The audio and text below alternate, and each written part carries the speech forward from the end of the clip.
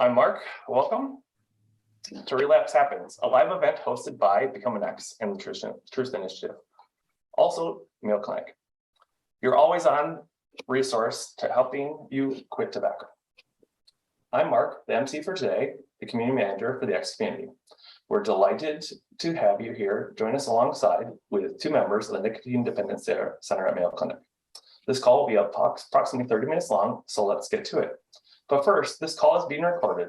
While your likeness will not be represented, information you share in chat or the Q&A section will be viewable by our staff. Please do not include any identifiable information or any personal health information. Secondly, we cannot provide any medical advice. Please confer with your personal medical professional. Recommendations will be general in nature so as to apply more broadly. Please feel free to ask a question in the Q&A. We'll review them and choose some of the questions near the end of the chat to share with the Mayo Clinic team. Questions that we don't get a response will receive a response at a later date. Feel free to use the chat functionality if you're connected to a computer or smart device. If you have an issue with the chat function, it is best to get a hold of us to get assistance. Just look for Todd or I in the direct message. Lastly, please stick around at the end and we'll have a short poll about future events. First, I'm going to introduce Mike Burke from the Mayo Clinic Nicotine and Dependence Center. Mike, will you introduce yourself and tell us a little bit about you? Yeah, hello everybody. My name is Mike Burke. I trained as a doctor in psychology, but I've been focusing on and privileged to be working with people in helping them become free of tobacco for about 25 years now. And I'll be looking forward to talking a bit more and share my experience in working with people who persisted through relapse to becoming tobacco free.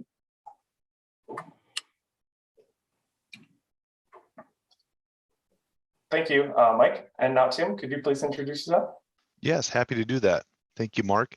My name is Tim Milbrandt, and my background is as a therapist and counselor, and have worked in a wide variety of settings, and have been working in total in tobacco treatment for more than 10 years now, and here at the Nicotine Dependence Center in a couple different stints, and really find the work to be meaningful and really important. It's really something that I think sometimes flies under the radar in terms of other health conditions and concerns that folks have, and yet it's really very impactful both to individuals as well as their loved ones. And happy to be here to talk with you today. Super, thank you. Could you also maybe give the folks on the webinar a little more information about the Nicotine Dependence Center so they can kind of have an idea? Sure, happy to do that. Yeah, so the Nicotine Dependence Center here at the Mayo Clinic is it's been around for more than 30 years now, and it is an area we're located in Rochester, Minnesota, at the main Mayo Clinic site, and it's a center where we offer outpatient treatment for patients who come to Mayo for either the tobacco cessation, or they come frequently for other health conditions and happen to be smokers or tobacco users as well. We also do treatment in the hospitals for folks that are inpatients, and then we have an intensive tobacco treatment program as well. Excellent. And if I might add, we see about 3,000 patients a year, and specifically for tobacco dependence. And as Tim said, they may be suffering with other health conditions or relatively healthy. And over the past couple of years, we've made a concerted effort to make this service available to throughout all of Mayo Clinic, so nationwide. And we've had a wonderful relationship with the Truth Initiative and X for 15 years now or so. Long time. Thank you so much. All right. First, maybe Mike, you want to go ahead and kind of give your experience and thoughts about relapse? Every day on the X community, we have people who are coming in and joining us, be it their first quit, their seventh quit, and it's great to see them. We also have some people that they may relapse and they come back after a number of years. I sometimes see people back from early days when the X community started. So kind of like to hear your thoughts on relapse. Yeah. And relapse can mean a lot of different things. When a person is considering stopping smoking or stopping vaping, frequently there's a lot of stops and starts until somebody gets a bit of a stable recovery, stable freedom from tobacco. Most of the time, when people decide to quit, if they are abstinent for a little bit, most relapse happens within the first couple of weeks. And especially if somebody isn't using medications, but within the first 2 weeks of trying to stop, about 70% of people not using medications will relapse. And then over the next 3 or 4 weeks, many more of them will relapse, so that within the first month of frequent relapse, and then after that, it sort of becomes more of a stable recovery as a person learns to live tobacco-free and sort of relearns doing all the things that they usually do during their day, and they had done with a cigarette, learning to do that without a cigarette.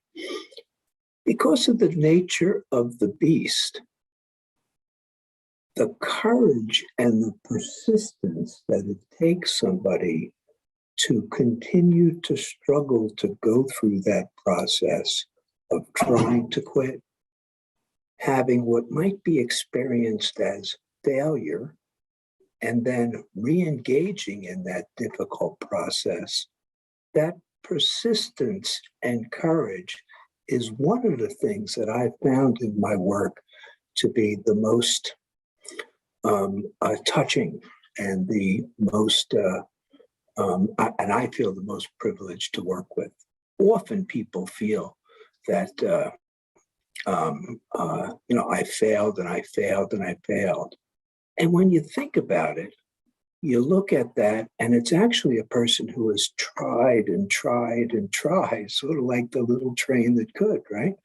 And so continuing to work with people who have experienced failure, but have the courage to again try is really just a wonderful thing. And I would like to share a little bit about a patient or two with whom I've had the privilege to work with through that process. But first, I want to hand off to Tim for any maybe general introductions of his experience with working with relapse and perspectives. Yes, thank you, Dr. Burke. I would echo many of the things that Dr. Burke mentioned, and I think it's, thinking about relapse, it's frequently patients struggle with that sense of their own perspective of I'm failing. I'm trying to do something. I haven't succeeded. I started again, and I'm a failure. And there's that negative cycle that they just got to get pulled into, and it just makes it so much harder to want to keep struggling and fighting. And there's so much admiration for folks who are in there fighting that good fight. And I think one of the things that has been meaningful to me in this work is talking with patients and helping them to take a different perspective. I think one of the many things that can be helpful is recognizing that this is very powerful addiction, and to be able to kind of conceptualize it like this is not a personal failing of mine. Certainly there are things we can do in terms of planning and trying to prevent relapse. But in terms of just the power of the desire to engage in the behavior, it's multifaceted, but one important part is the power of this addiction, and helping people to see that, and frequently let go of some of that sense of guilt or shame that they're carrying around with them, which then can help free them up and provide that energy to be able to apply towards making a plan and engaging alternate behaviors and supports and things that can be helpful. And so maybe I'll pick up from there. And one of the programs that we've offered for 25 years here in Rochester is a residential treatment program, which we're actually transitioning to an intensive treatment program now, where people come in and live in Rochester for a week and receive some intensive counseling, support, planning, medical review and rounds and support. And then we use that time to put together a plan so that a person can stay tobacco-free once they're heading back home. And well, it's a very small percentage of our patients. These are usually people who've tried everything and say, boy, I need to be locked up. And so we learn a lot from them. And one of the things that I've learned over the years that I think is pertinent to the struggle with relapse is that during the first week or two, when somebody's quitting, the uncomfortableness, the withdrawal symptoms, and the triggers, the urges to use can really feel overwhelming. And as a person envisions, I'm going to try to be doing this for the rest of my life, they're imagining that what they're experiencing right now, how difficult it is, that's going to continue forever. And sometimes you hear people say, boy, it's been years and I still think about a cigarette. And so a person who's in the early part of quitting thinks that, oh my God, the rest of my life, I'm going to be feeling like this. And that's not the case. I've asked hundreds of people over the years who say, it's been a lot of years and I still think about a cigarette. I've asked, is it anything like it was during the first month? And across the board, everyone says, no. Oh my goodness, it's so much easier. And we at our residential program, we have people who are panelists who've been through the program 6 months ago or 5 years ago, who come in and talk. And one of the things I've learned from that interaction between somebody who's struggling awfully right here and now and somebody who has succeeded for a while is that after about 6 months or so, the only thing that a person has to worry about is the thought, I can have just one, that it gets much, much easier to sustain being tobacco-free, that your brain adapts, and every time a person goes through a thought of an urge to smoke and they don't smoke, one connection breaks and a new one, a tobacco-free connection, begins to build and strengthen. And that really grows over time. And after a while, the only thing one has to worry about is, I could have just one. And that's just a thought that can be swept away if you continue to be motivated. But unfortunately, and a lot because of genetic predisposition, for many people, even after a long period of time, while it would be easy to avoid just one, instead to have just one means there's an eruption, a physiological reaction, so that they begin smoking as much as they had been 3 months ago, 5 years ago, even 10 or 20 years ago. So the message, it's hard at first. It gets easier, very, very much easier with sustained effort over time. And eventually, it's just going to be a vague thought. And continuing to sort of weed the garden and attend to that thought is a real key to success. I Thank do you. have another patient story I want to talk about in just a minute, but let me toss that one to Tim. Oh, go ahead, Mark. Let's actually take one of the questions, and then I actually have one other thing I wanted to ask as well, based on a conversation we had previously, Dr. Burke. But a question from one of our members: is it wrong or bad to keep using gum for a very long time? This is actually an excellent question, because periodically we do see people that come on in the community and ask, like, "Hey, I consistently use lozenges. It's been years, or gum. What do I do? I don't want to be now addicted to the medicinal nicotine." So, kind of your thoughts on, again, the question is it wrong or bad to use gum for a long time? I'll toss that one to you, Tim. Sure. Yeah, I'll start, and you can feel free to chime in here too. So, when I think about this question, that I think from a health perspective, there's no question that tobacco use is very harmful, and that these nicotine medications, including the nicotine gum, have really been shown to be quite safe, and they're FDA approved. They were tested, and these are things that that if you had to be addicted to something, that's much better to use the gum. Now, with that being said, most people find that there's a natural decline in their use of these products, that most of the time they'll start using it as they've initially quit, they're using more of it. They might be using combination therapy based on the recommendation of their providers. And then over time, it kind of declines. And in my experience, most patients will say to me, as I check in with them at follow-ups, you're still using the gum? And they'll say, eventually, "Oh, no, I'm not." "Well, when did you quit?" "Well, let's see, I was using, 3 pieces a day, and then I was using 1 piece a day, and then I guess I just quit using it." So it kind of is a natural thing. Now, with that being said, some folks get to the point where they reach that comfort level and they're still using it over the long term. And the good news is that these products are safe. And so if that's what it takes to not go back to tobacco, then in general, we're supportive of that if there's not some other reason, that they're being instructed not to use it. So certainly consult with, their medical professional or tobacco treatment specialist who they're meeting with. But in general, we don't have any, concerns with folks using something like the nicotine gum over the long term.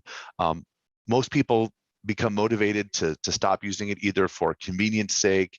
I don't want to feel like I have to, maybe the financial cost. So certainly we would be happy to, at our center, we would work with folks who are in that boat. I quit smoking 2 years ago, but I'm still using the gum, but I want to get off the gum because I'm feeling, motivated to do so. We would work with them to find alternate replacements or things that they could do. Dr. Burke, anything you want to add? Yeah, just if I could add, there's no consumer product sold that kills as many people as cigarettes. 60% of the people who use it, as the manufacturer intends it to be used, will die from the use of cigarettes. And there certainly are health problems related to vaping.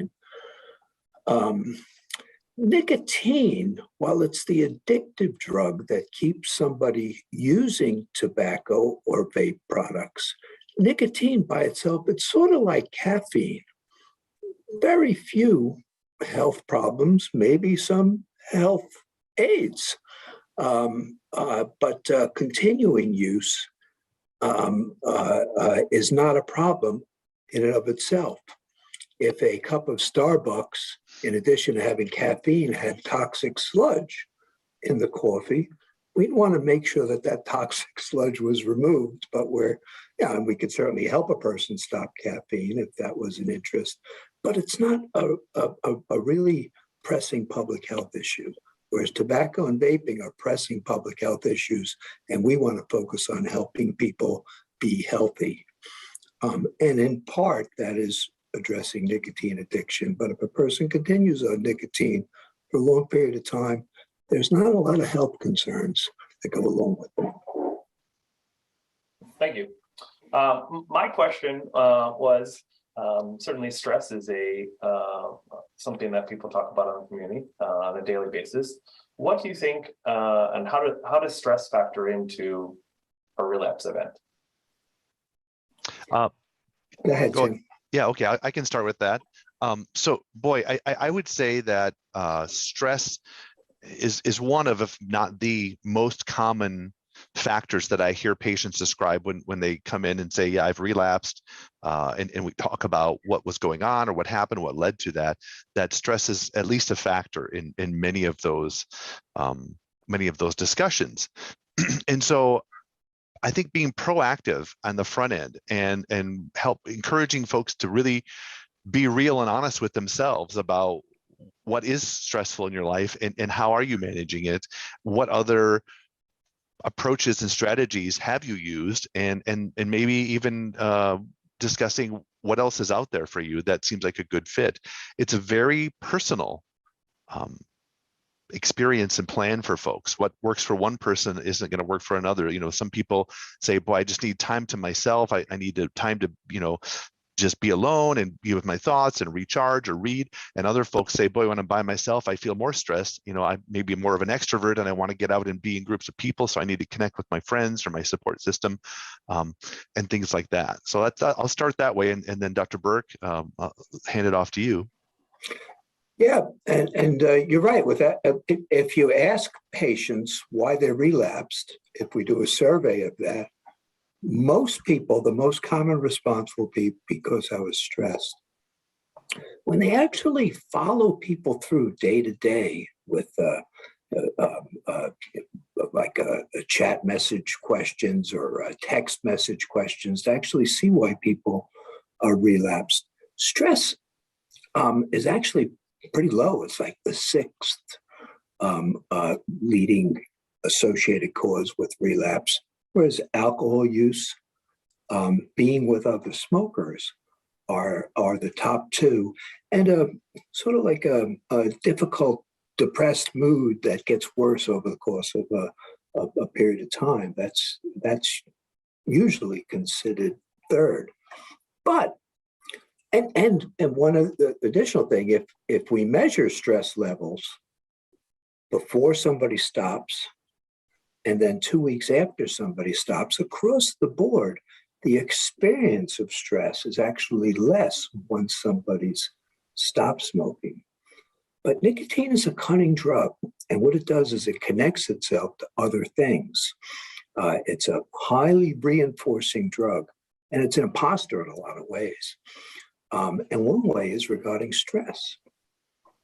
So, for example, if a person is a smoker, they're experiencing a stressful situation, what do they do? They usually step outside, get away from whatever's stressing them, consider it, light the cigarette, inhale more deeply.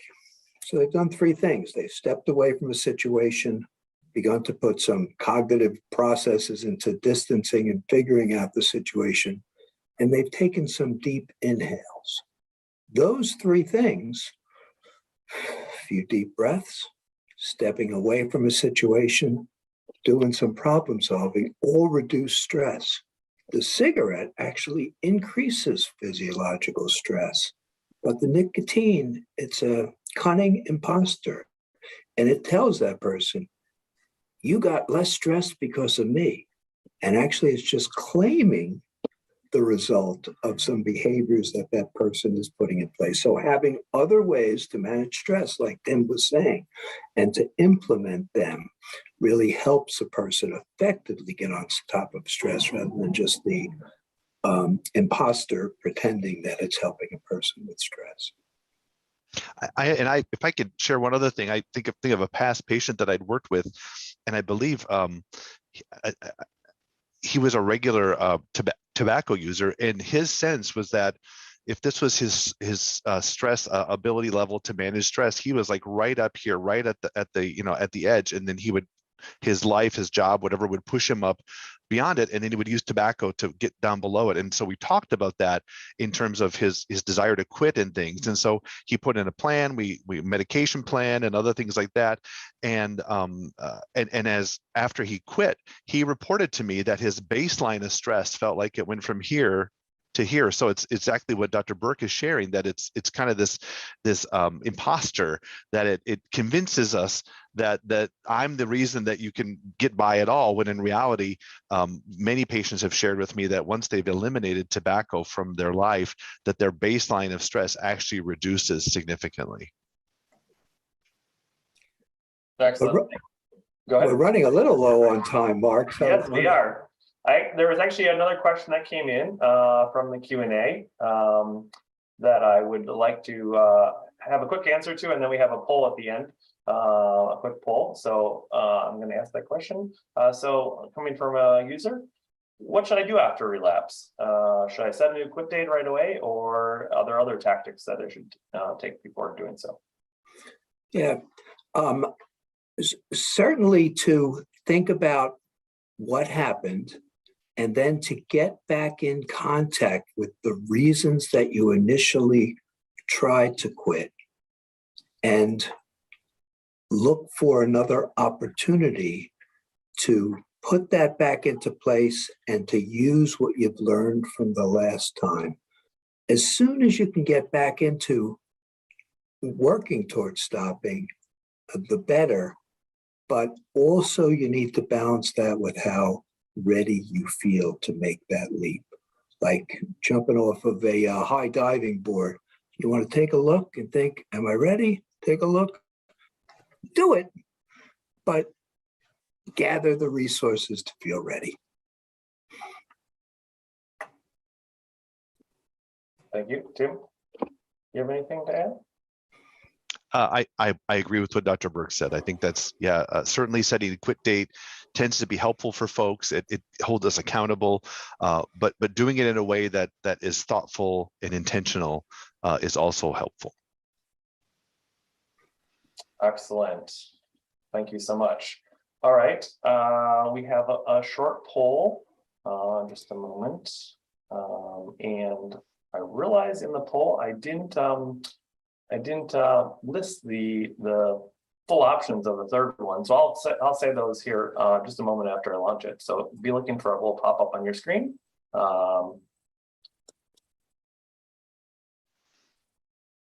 Click one of the answers. So in the third one, we're thinking about potentially having a future talk about preparing a quit kit. Some people in the community like to prepare theirs and share theirs. So maybe we'll have some panelists from the community who might be interested in sharing about their quit kit. Also, navigating the no man's land, which is 30 to 150 days after they quit. That seems to be a hot topic on the community. Frequently, people are kind of wondering, as Dr. Burke was saying, like, hey, you're likely to relapse in that first 2 weeks or 30 days. So navigating that no man's land would be probably helpful to our members. And then helping to prepare others for your quit. People say, hey, I have no support at home. Well, what can I do about that? So if you'd like to hear any of those topics, please vote for number 3. But just if you're in general interested in attending, feel free to vote on the poll. Thank you so much for the questions today. Again, this is a live event brought to you by Become an X, the Truth Initiative, and also the Mayo Clinic. Thank you so much for your time. I hope to see you again soon.